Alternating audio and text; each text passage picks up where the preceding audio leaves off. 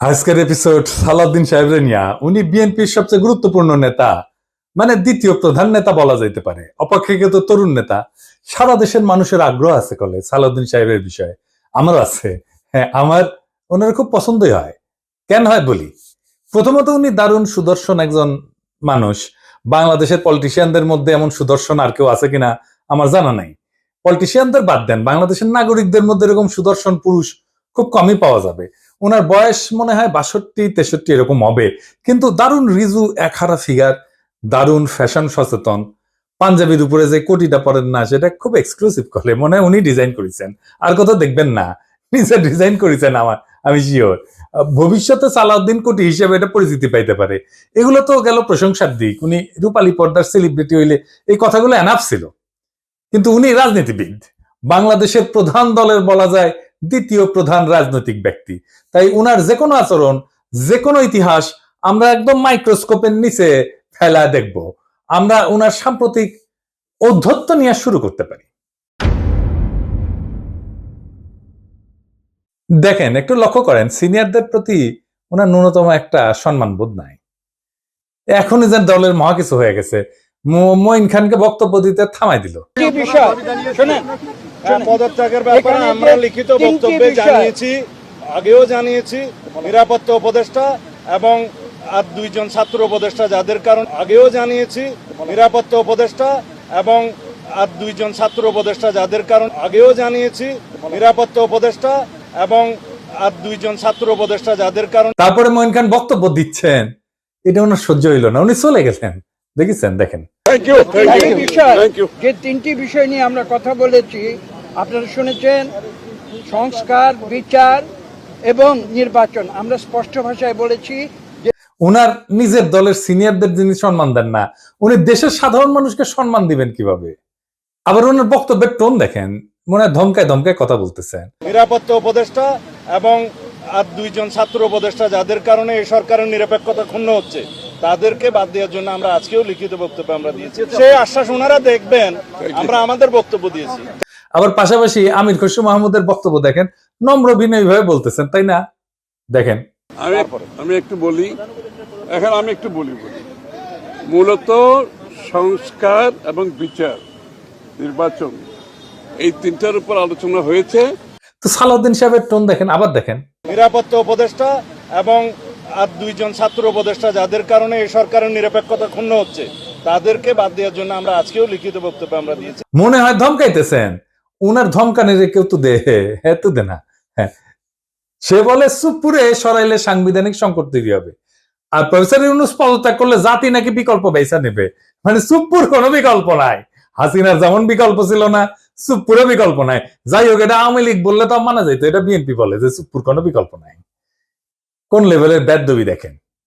সালাউদ্দিন সাহেবকে নিয়ে কয়েকটা প্রশ্ন উঠছে বলে, খুব গুরুতর প্রশ্ন, যেটার জবাব উনারে দিতেই হবে, বিএনপিকেও দিতে হবে। কারণ বিএনপি ক্ষমতায় যাইতে চায়, সরকার গঠন করতে চায়, এবং বিএনপির মুখপাত্র সালাউদ্দিন সাহেব।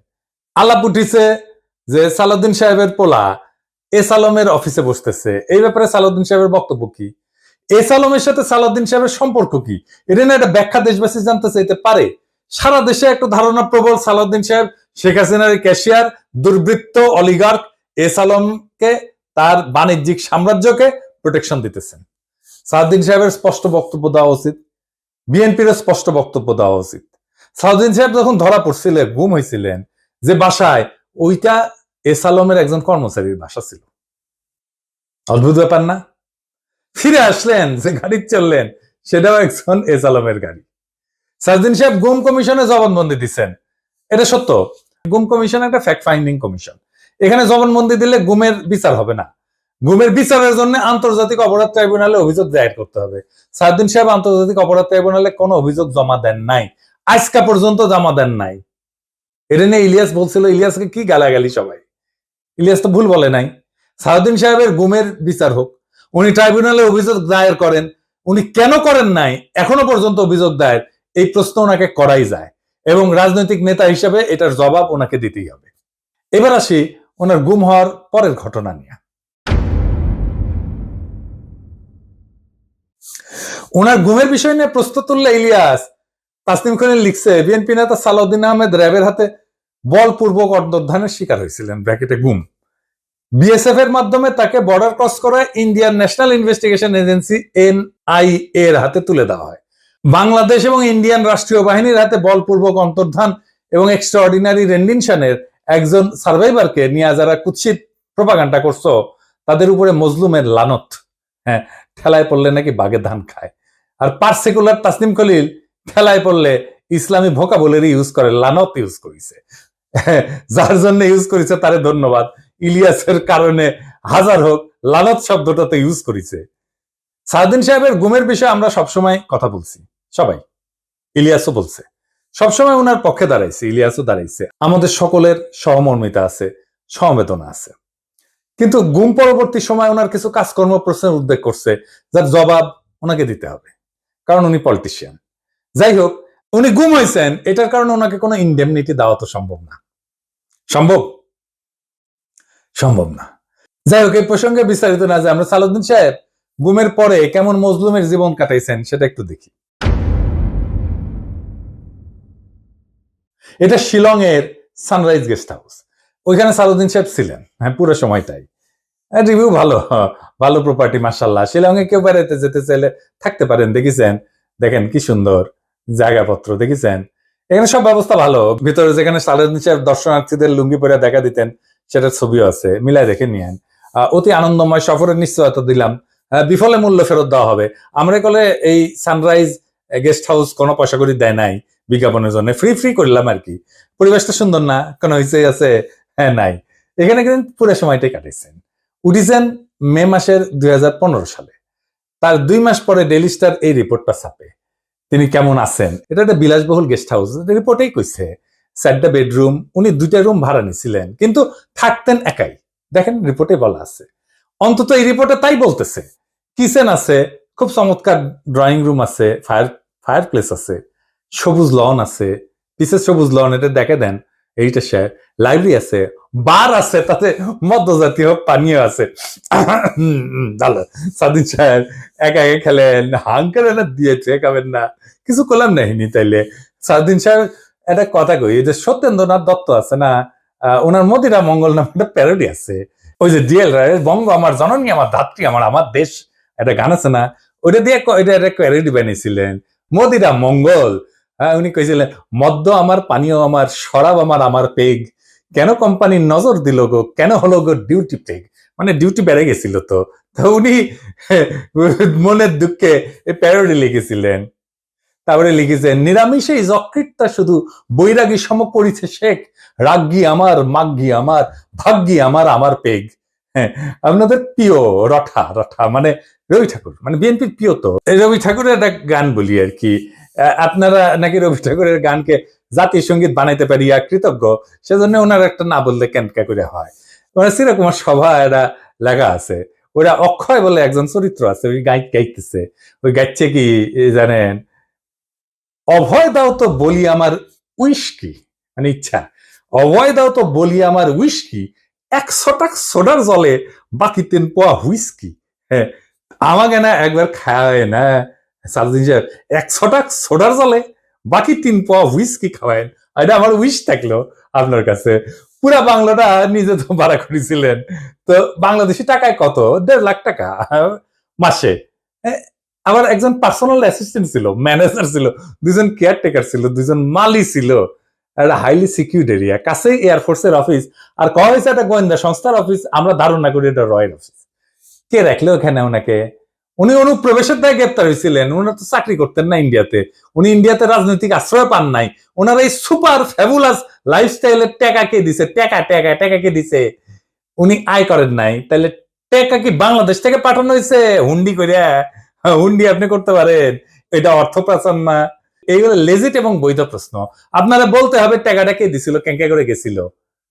এইবার একটা চমক, বিশাল চমক, সিট বেল্ট বাইন্ধে নেন, যা দেখবেন তাতে অজ্ঞান হয়ে পড়ে যেতে পারেন সিট থেকে। কি সেই চমক? সাউদ্দিন সাহেবের সঙ্গে দেখা করতে গেছে কিছু লোক ওই শিলং এর বাংলোতে। তার মধ্যে ছবিতে ডাইন পেশে গালে হাত দিয়া বসে আছে ব্যক্তিটা কে? হ্যাঁ, ব্যক্তিটা গুরুত্বপূর্ণ, কারণ সালাউদ্দিন সাহেবের সাথে সকল মিটিং এ তার উপস্থিতি দেখা যায়। সে ঠিক ওই একই চেয়ারে বসে, এইটা সাহেব আপনি দুটা ছবি পাশাপাশি দেখান না, দেখেন দুই সময়ের ছবি কলে দেখা করতে এসছে, তারাও ভিন্ন কলে। হ্যাঁ, সাউদ্দিন সাহেব এক ছবিত লুঙ্গি পরে আছে আর এক ছবিত পায়জামা পরে আছে, দেখেছেন, কিন্তু ওই বান্দা ঠিকই একই আছে ওই চেয়ারে। কে সে জন, তার নাম কি জানেন? তার নাম বিপ্লব পার্থ। চট্টগ্রামে তাকে সবাই চেনে, আওয়ামী লীগের একজন লেসপেন্সার, আওয়ামী লীগের একজন কর্মী এবং ভারতীয় এজেন্ট হিসেবে। আওয়ামী লীগের 15 বছর পুরোটা সময় দাপটের সাথে জীবনযাপন করে গেছেন। ছিলেন চট্টগ্রাম মহানগর আওয়ামী লীগের সাধারণ সম্পাদক আজম নাসির উদ্দিনের অন্যতম ডাইন হাত। আজম নাসিরের অনলাইন একটা পোর্টাল ছিল, তার নাম ছিল জয় নিউজ। জয় নিউজের সাংবাদিক হিসেবে দীর্ঘদিন কাজ করেছিল এই বিপ্লব পার্থ, মাশাআল্লাহ। কিন্তু এইসব পরিচয়ের বাইরেও তার একটা বড় পরিচয় আছে। বিপ্লব পার্থর মূল পরিচয়, সে ইসকনের চট্টগ্রাম বিভাগের মিডিয়া সেলের সমন্বয়ক। হ্যাঁ, সমন্বয়ক না, সমন্বয়ক। হ্যাঁ, এটা আবার গৌরবে ফেসবুকে ঘোষণা দিয়ে প্রচার করেছিল সে। চট্টগ্রামে চিন্ময় ইস্যুতে সবচেয়ে বেশি যে লোকটা সক্রিয়, সেটা হইতেছে বিপ্লব পার্থ। দেখেছেন মিছিলে, দেখেছেন আজম নাসিরকে দ্বিতীয়বার চট্টগ্রাম সিটি কর্পোরেশনের মেয়র নির্বাচনের জন্য মনোনয়ন পাওয়া দেওয়ার জন্য ওই নাকি অমিত শাহর কাছে নিয়ে গেছিল আজম নাসিরকে। আওয়ামী লীগ সরকারের আমলে বিপ্লব নাকি 60 বারের বেশি ইন্ডিয়া সফর করেছে, গর্ব করে কইতো, সব জায়গায় প্রচার করতো। আর এই সমস্ত সফরের নাকি বেশিরভাগই ছিল সরকারি সফর। তার পাসপোর্ট যাচাই করা হোক, তার প্রমাণ মিলবে। ইমিগ্রেশনে খোঁজ নেন, দেখেন কয়বার গেছিল। এটা পুলিশের কাজ, গোয়েন্দা সংস্থার কাজ। কেন একজন ব্যক্তি এতবার ভারত সফরে গেল, সেটা নিশ্চয়ই কারণ আছে। অনুসন্ধান করে এই রহস্য উদ্ধার করা হোক। এতদিন আওয়ামী লীগ হইলেও, এত সাজলেও আওয়ামী লীগ সাজলেও, 5ই আগস্টের পর হঠাৎ কইরা রূপ বদল করে বিএনপি হয়ে গেছে। সব প্রোগ্রামে যায় বিএনপি। একসময় সাংবাদিকতা করলে এখন পুরোপুরি বেকার করে এবং কাজ করে না। তো শোনা যায় আর কি যে ওক নাকি রয় ঢুকাইছে বিএনপির মধ্যে এবং বিএনপির সমস্ত তথ্য ভারতে পাচার করার জন্য। এমন একজন বিতর্কিত সেন্সিটিভ লোক ফ্যাসিবাদী সরকারের সময় কয়েকবার দেখা করছে সালাউদ্দিন সাহেবের সাথে। কি কারণে? সালাউদ্দিন সাহেবকে তো কইতে হবে কেন সে সব মিটিং এ থাকে। 5ই আগস্টের পর বিপ্লব পার্থ শেল্টার হইতেছে, গডফাদার হইতেছে বিএনপির আরেক স্থায়ী কমিটির সদস্য আমির খসরু মাহমুদ চৌধুরী। দেখেন ওর সাথে, দেখেন খালি ঘুরে বেড়ায়। স্বীকৃত, এটা প্রকাশ্য এবং স্বীকৃত। অথচ গত 15 বছরে ছাত্র দল এবং যুব দল করা হিন্দু সম্প্রদায়ের প্রচুর লোক আছে চট্টগ্রামে, তারা কাছে ভিড়তে পারে না আমির খসরু মাহমুদের।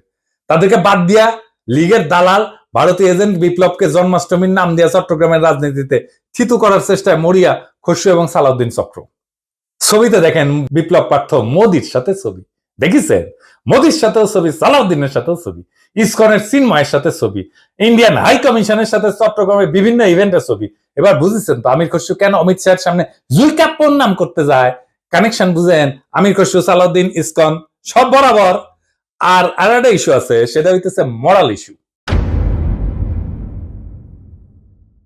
আমার স্কুলে বড় ভাই ডাক্তার ফিরোজ খুব ভালো ছাত্র ছিলেন। ডাক্তারি শেষ কইরা উনার ক্যারা উঠেছিল, উনি পলিটিক্স করবেন। খালেদা জিয়ার অ্যাসাইনমেন্ট অফিসার ছিলেন, খুব দাপুটের নেতা ছিলেন বিএনপির। শুনতাম উনি নাকি দুর্নীতি করে ফাটাই ফেলিছে। তারপরে শুনি 1/11 পর অস্ট্রেলিয়াতে গেছে। একটা ছোট্ট ঘরে 2 মেয়ে সহ পুরা পরিবার নিয়ে থাকতেন। ওই একই ঘরে থাকা, ঘুমানো। নিজে নাইট গার্ডের চাকরি করেছেন ডাক্তার হইয়া। হারিস চৌধুরী সিলেটের জমিদার বংশের ছেলে ছিল। রাজনীতি করে এসে সব হারিয়েছিলেন। 1/11 পরে থাকতেন পান্তপথে, খুবই দিনহীন ভাবে, পরিচয় লুকায়। মারাও গেছেন পরিচয় লুকায়, বেওয়ারিশ হিসাবে তাকে দাফন করা হয়েছিল। নিরাপত্তার কারণে পেট চালানোর জন্য চাঁদনি চকে কাপড়ের দোকানে কর্মচারীর কাজ করতেন। সেরা পাঞ্জাবি পরতেন, রিক্সায় চড়ার পয়সা ছিল না, হাইটে যেতেন। মির্জা ফখরুল নিজেই বলছেন, এই আওয়ামী লীগের আমলে বিএনপির নেতা কর্মীরা বাড়ি ছাড়া হয়ে ঢাকায় এসে রিক্সা চালায়, উনি কান্দিছিলেন, ফ্যাস ফ্যাস করে কান্দিছিলেন। আর আপনি সালাউদ্দিন সাহেব রাজার হালে থাকেন, শিলংয়ে লজ্জা লাগে না সালাউদ্দিন সাহেব? আপনার ভারতে থাকার টাইমে সকল খরচা কিভাবে করেছেন জাতিকে জানাইবেন। ইসকনের সাথে আপনার কি সম্পর্ক সেটাও জানাবেন। জাতির এটা জানার অধিকার আছে। 1975-এ সোহরাওয়ার্দীর বডিগার্ড জয় বাংলা হয়ে যাওয়ার পরে বেশ কিছু বছর কাটাল রানী ইন্ডিয়াতে ছিল। সেখান থেকে বাংলাদেশে ফিরে আমাদের উপরে স্টিম লোডার চালাইছে, ফ্যাসিবাদের ছাদ দিয়ে আবার ভারতে পালায় গেছে। অনেকে বলে হাসিনা পালায় যাওয়ার পরে সালাউদ্দিন নামের এই বিএনপির নেতাকে ভারত বাংলাদেশে পুশব্যাক করে দিছে। এতদিন আসতে পারেননি উনি, তারপরে 1 সপ্তাহ যায়নি হাসিনা পড়ছে, উনারে পেটে দিল। আগে পাঠাচ্ছিল না। কাকতালীয় ভাবে জীবনের বড় একটা সময় হাসিনার চেয়েও বেশি সময় ভারতেই ছিলেন। তো এই সালাউদ্দিন সাহেব ইদানিং হাসিনার মতো উদ্ধতভাবে কথাবার্তা বলা শুরু করেছেন। সামনে ওনাকেও সম্ভবত আমরা হাসিনার প্রতিবেশী হিসেবে ভারতে দেখতে পাবো। মাশাআল্লাহ। সালাউদ্দিন সাহেব, মানুষ আপনারা ইন্ডিয়ান মাল বলে, আপনি শুনেন না, কিন্তু ক্যামেরা ঠিকই শুনে। এই যে দেখেন, আপনারা কয় ইন্ডিয়ান মাল আসিছে।